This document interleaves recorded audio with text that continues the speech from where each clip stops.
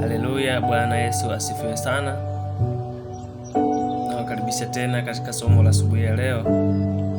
Baba yetu anajali, sehemu ya pili, Julai 25. Hakuna hata mmoja aliyekuwa mkamilifu, lakini tuna hazina hii katika vyombo vya udongo, ili adhama kuu ya uweza iwe ya Mungu, si kwetu. Wakorintho wa pili sura ya 4 mstari wa 7. Tuombe. Mtakatifu, mtakatifu, mtakatifu, Mungu wetu na Baba yetu, tunakushukuru sana kwa kuwa pamoja nasi usiku mzima. Umetuamsha salama tukiwa wenye afya njema, jina lako litukuzwe. Hatuna mengi ya kusema zaidi ya kusema asante. Sifa, heshima, nguvu na utukufu ni vyako milele na milele. Semezana nasi asubuhi ya leo, tumeomba kwa imani katika jina la Yesu. Amina. Kichwa cha somo kinasema hakuna hata mmoja aliyekuwa kamili, lakini tuna hazina hii katika vyombo vya udongo, ili adhama kuu ya uweza iwe ya Mungu, wala si kutoka kwetu. Wakorintho wa pili sura ya 4 mstari wa 7. Anaanza na kusema wanafunzi wote walikuwa na makosa makubwa wakati Yesu alipowaita katika utumishi wake.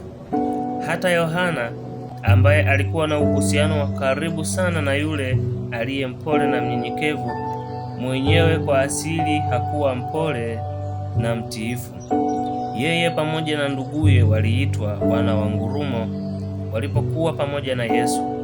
Dharau yoyote iliyoonyeshwa kwake iliamsha hasira yao na hisia za upiganaji, hasira mbaya, kisasi, roho ya kukosoa. Vyote vilikuwa ndani ya huyu mwanafunzi mpendwa. Alikuwa na kiburi na mwenye tamaa ya kuwa wa kwanza katika ufalme wa Mungu. Lakini siku baada ya siku, kinyume na roho yake ya ukali, aliona upole na ustahimilivu wa Yesu na kusikia mafundisho yake ya unyenyekevu na uvumilivu.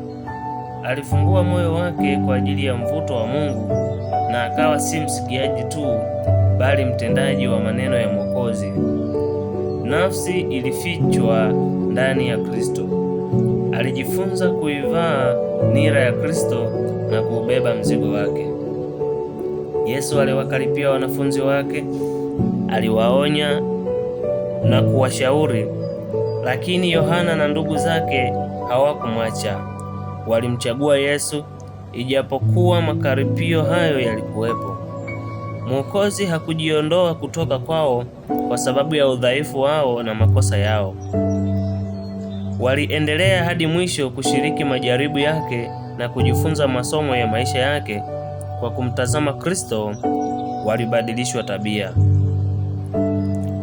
Kama wawakilishi wake miongoni mwa wanadamu, Kristo hachagui malaika ambao kamwe hawajaanguka, bali wanadamu, watu wenye hisia zinazofanana na za wale wanaotafuta kuwaokoa. Wakiwa wamekuwa hatarini wao wenyewe, wanafahamu hatari na ugumu wa njia, na kwa sababu hii wanaitwa kuwafikia wengine walio katika hatari kama hiyo. Kuna roho zilizochanganyikiwa kwa mashaka, zilizolemewa na udhaifu, dhaifu katika imani na haziwezi kumfahamu asiyeonekana. Lakini rafiki ambaye wanaweza kumwona akija kwao badala ya Kristo, anaweza kuwa pete ya kuunganisha ili kushikilia imani yao itetemekayo juu ya Kristo. Tunapaswa kuwa wafanyakazi pamoja na malaika wa mbinguni katika kumwakilisha Yesu kwa ulimwengu. Katika hili somo tunajifunza kwamba wanafunzi wa Yesu walikuwa na tabia za ajabu za asili, lakini kadri walivyoendelea kujifunza maneno ya Yesu, ndivyo walivyoendelea kubadilika. Ndivyo tabia zao zilivyoendelea kuwa nzuri na hatimaye zikawa tabia zinazopendeza, wakawa wanaongoa watu. Wakajihusisha katika kazi ya Yesu na hatimaye jina la Mungu lilitukuzwa. Na tunapaswa kuifanya kazi pamoja na malaika wa mbinguni katika kumwakilisha Yesu kwa ulimwengu. Na Yesu anakuita, anasema kama wanafunzi walivyojifunza siku kwa siku hadi wakaweza kufanyaje? Kubadilika. Walimfuata, wakajifunza, wakabadilika. Na sisi tunapaswa kumfuata Yesu, tujifunze yaliyo mapenzi ya Yesu Kristo, na hakika tutabadilishwa. Kwani Mungu ana nia njema na sisi na anatamani kutubadilisha tuwe kama yeye. Mungu atusaidie sana. Tunapaswa kuifanya kazi ya Mungu sisi kama Wakristo tuliyojua kweli.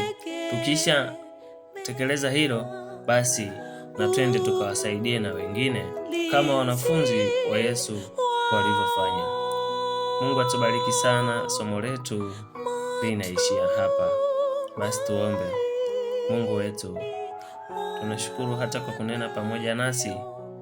Hakuna aliye mkamilifu, lakini adhama kuu hii ni yako, si kwetu sisi, bali wewe mwenye utukufu ukatubadilisha. Sasa tuko tayari, tunakuja kwako ukatusaidie. Ndivyo tuombavyo kwa imani katika jina la Yesu Kristo aliye Bwana na mkombozi wetu. Amina. Mungu atubariki sana. Usisahau kushare na kusubscribe. Tuwe na wakati mwema.